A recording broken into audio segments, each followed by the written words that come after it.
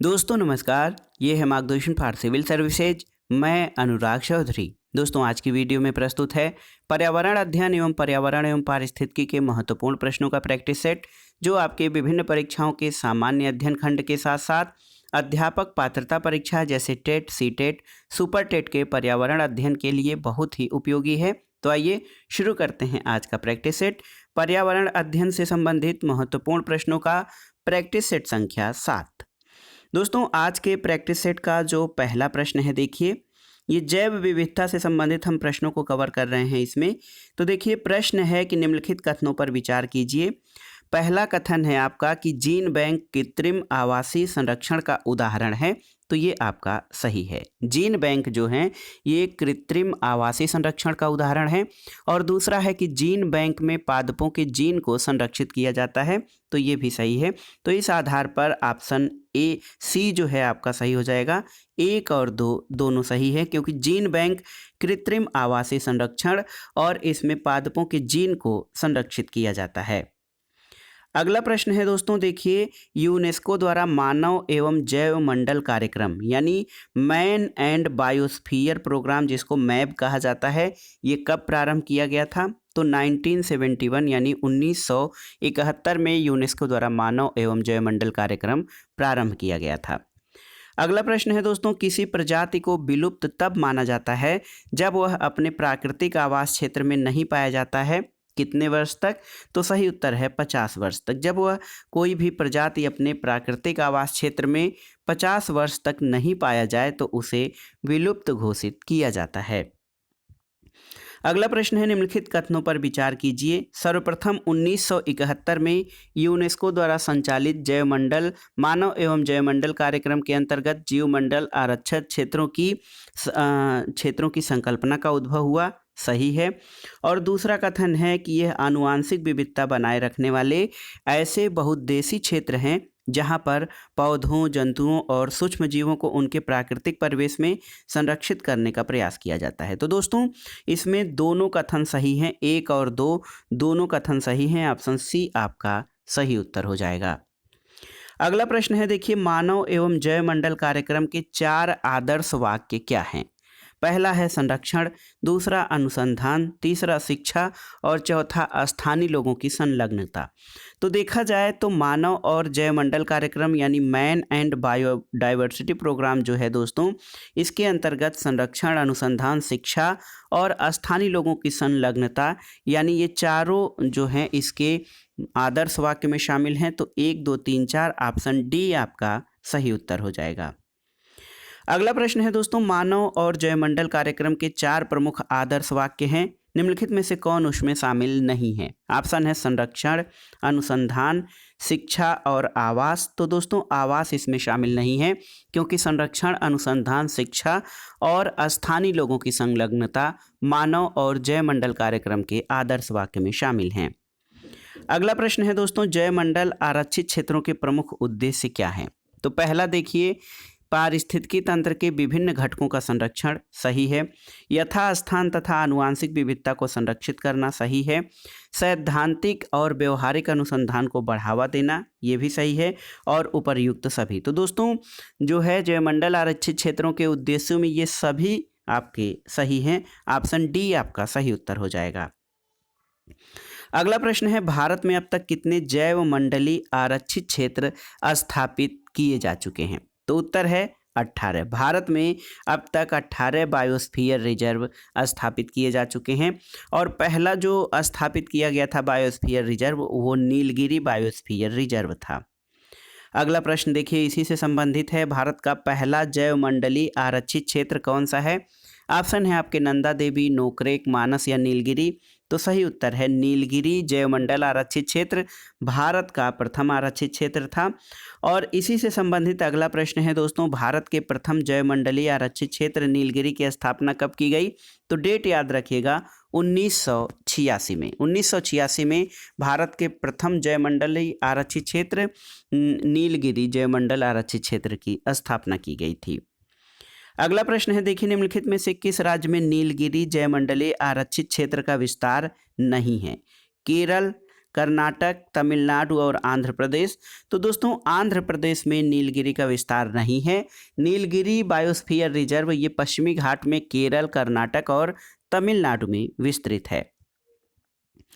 अगला प्रश्न है, निम्नलिखित में से कौन कौन से स्थल भारत के जयमंडली क्षेत्र के अंतर्गत शामिल हैं? देखिए, नंदा देवी, नोकरेक, ग्रेट निकोबार और मानस। तो ये सभी जयमंडल क्षेत्र जो दोस्तों ये 1, 2, 3, 4 नंदा देवी, नोकरेक, ग्रेट निकोबार और मानस, ये चारों जयमंडल रिजर्व क्षेत्र भारत के जो 18 बायोस्फीयर रिजर्व हैं इनमें शामिल हैं। अगला प्रश्न है, निम्नलिखित में से कौन सा युग्म सही सुमेलित नहीं है, आपको बताना है। इसमें जयमंडल आरक्षित क्षेत्र और उनसे राज्यों को जोड़ना है। देखिए, मानस असम में है, सही है। सुंदरबन जयमंडल आरक्षित क्षेत्र पश्चिम बंगाल में, सही है। देहांग दिबांग अरुणाचल प्रदेश में, ये भी सही है। अचानक मार मध्य प्रदेश में दोस्तों ये नहीं है, क्योंकि अचानक मार जो है आपका छत्तीसगढ़ में स्थित जयमंडल आरक्षित क्षेत्र है। ऑप्शन डी सही सुमेलित नहीं है। अगला प्रश्न है दोस्तों, डिब्रू सैखोवा जयमंडल आरक्षित क्षेत्र किस राज्य में स्थित है? देखिए, असम, नागालैंड, मणिपुर या मेघालय। तो सही उत्तर है ऑप्शन ए, डिब्रू सैखोवा जयमंडल आरक्षित क्षेत्र भारत के असम राज्य में स्थित है। अगला प्रश्न है दोस्तों, शीत मरुस्थल जयमंडली आरक्षित क्षेत्र जिसको कोल्ड डेजर्ट कहा जाता है। दोस्तों, कोल्ड डेजर्ट जयमंडल आरक्षित क्षेत्र किस राज्य में स्थित है? तो याद रखिएगा, ये हिमाचल प्रदेश में स्थित है। हिंदी में इसको शीत मरुस्थल जयमंडली आरक्षित क्षेत्र और ऐसे कोल्ड डेजर्ट जयमंडली आरक्षित क्षेत्र कहा जाता है। अगला प्रश्न है, निम्नलिखित में से कौन सा युग्म सही सुमेलित नहीं है? देखिए, जयमंडली आरक्षित क्षेत्र और संबंधित राज्य। देखिए, सिमलीपाल मध्य प्रदेश। तो दोस्तों सिमलीपाल मध्य प्रदेश में नहीं बल्कि ओडिशा राज्य में स्थित है। सिमलीपाल आपका मध्य प्रदेश में नहीं बल्कि ओडिशा में स्थित है। कच्छकरन गुजरात में, शेषाचलम आंध्र प्रदेश में और पन्ना मध्य प्रदेश में। तो ये नीचे के बी, सी, डी और सही सुमेलित हैं। ऑप्शन ए आपका सही सुमेलित नहीं है, क्योंकि सिमलीपाल ओडिशा में है, मध्य प्रदेश में नहीं। अगला प्रश्न है, निम्नलिखित में से कौन सा युग्म सही सुमेलित है? देखिए, इसमें जयमंडली आरक्षित क्षेत्र और राज्य दिए गए हैं। पंचमढ़ी छत्तीसगढ़, ये आपका सही सुमेलित नहीं है, क्योंकि ये मध्य प्रदेश में स्थित है पंचमढ़ी।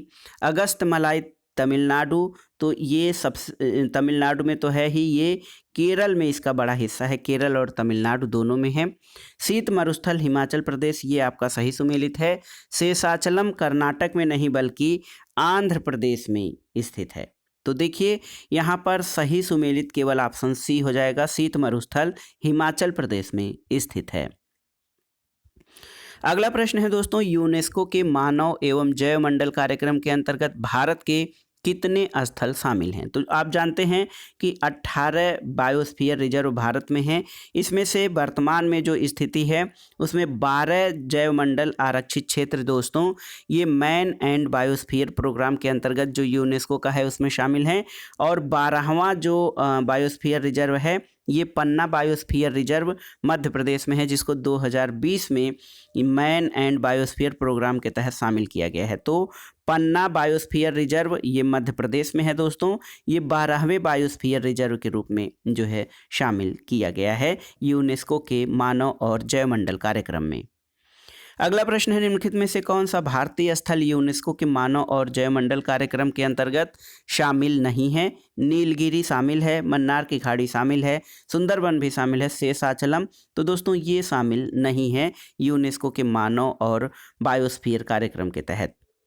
अगला प्रश्न है, निम्नलिखित में से कौन से स्थल यूनेस्को के मानव और जैवमंडल कार्यक्रम के अंतर्गत शामिल हैं?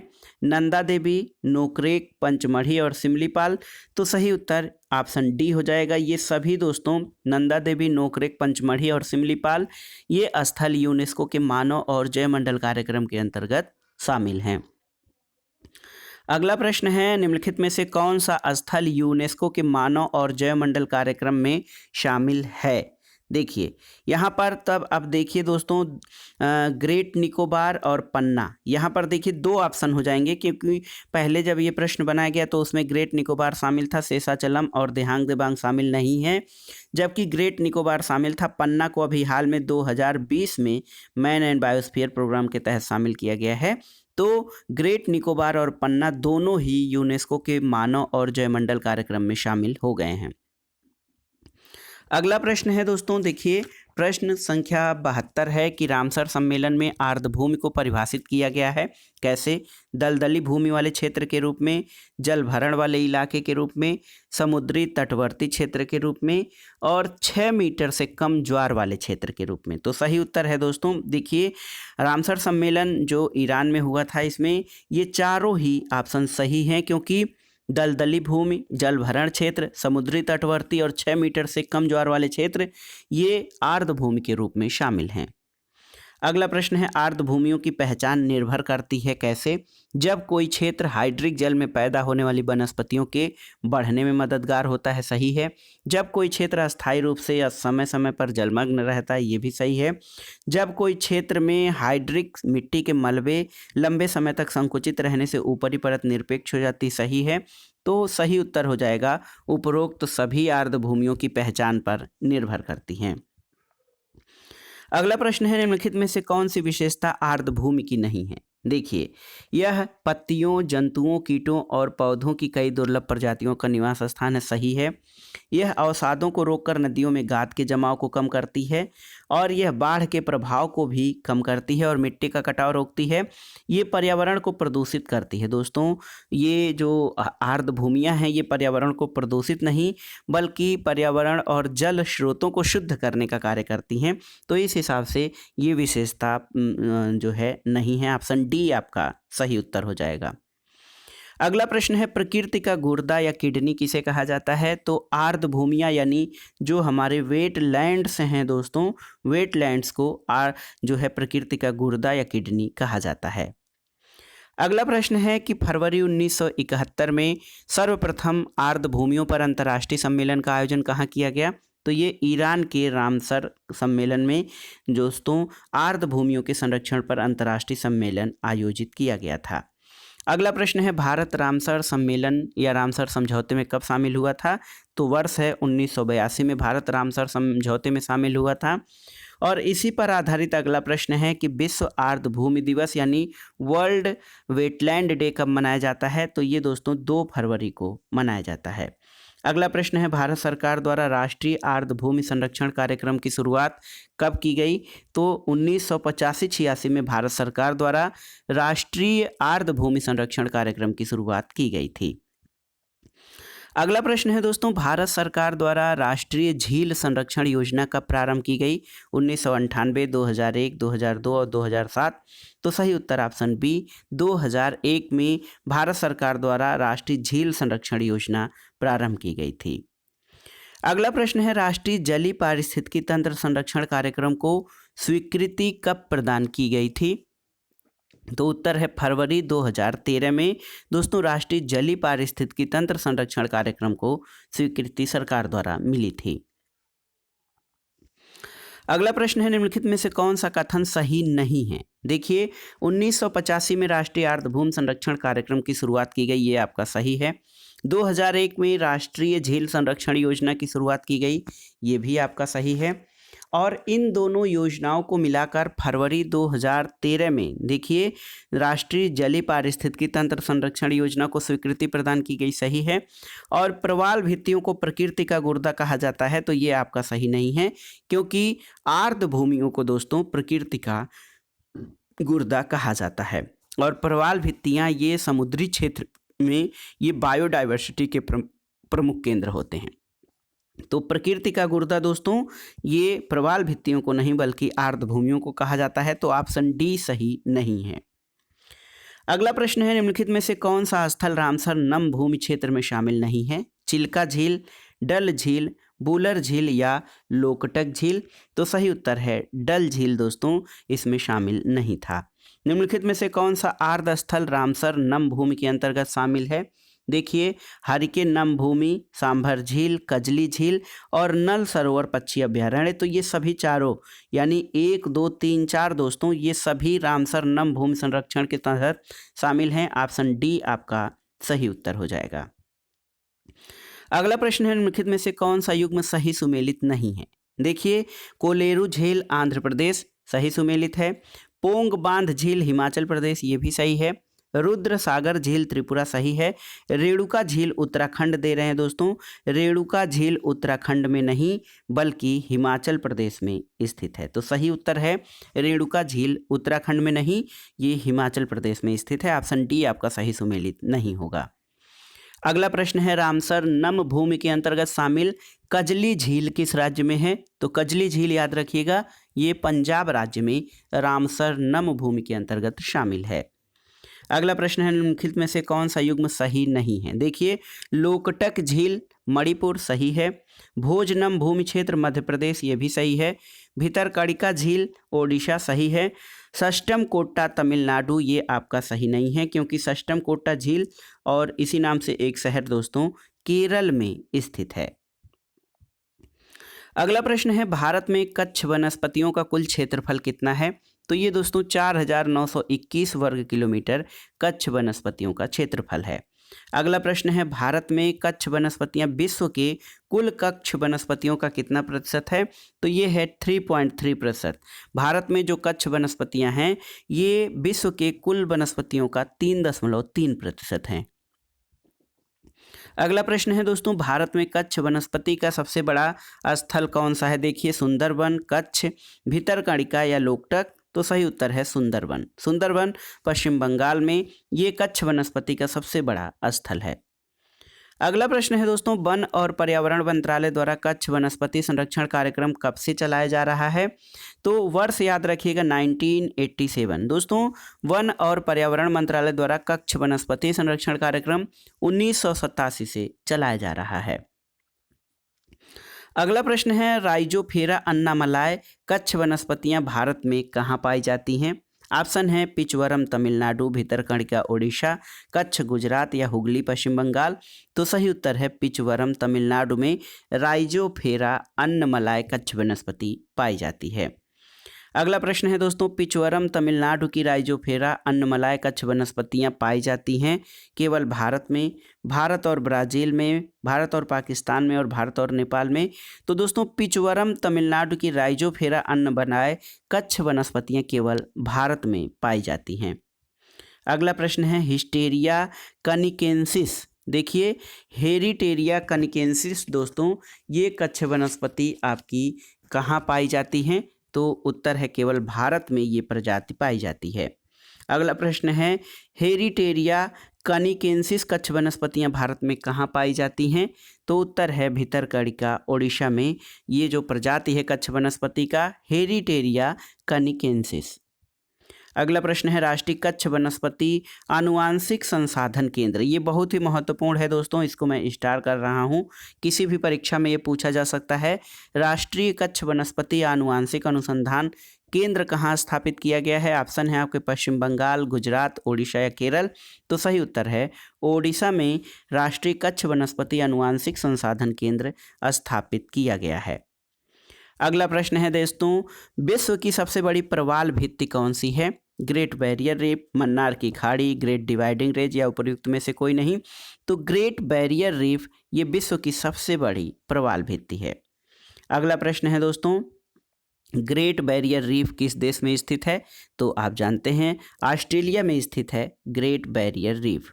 एक प्रश्न है देखिए राष्ट्रीय प्रवाल भित्ति अनुसंधान केंद्र कहाँ पर स्थित है? ऑप्शन है आपके सिलवासा, चंडीगढ़, कवरत्ती या पोर्ट ब्लेयर।